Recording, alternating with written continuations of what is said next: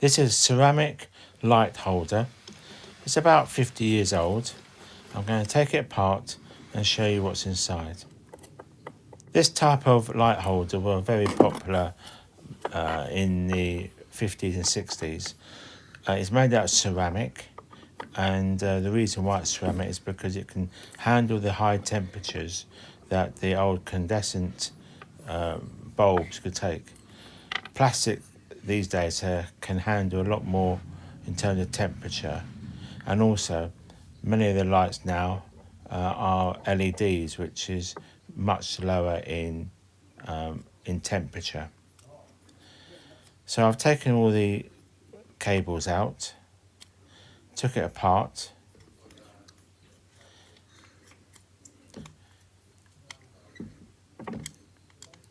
and I have actually tried it out and it does work okay.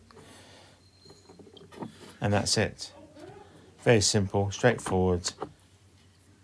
Thank you for watching, and if you got value from this video then please share, like and subscribe.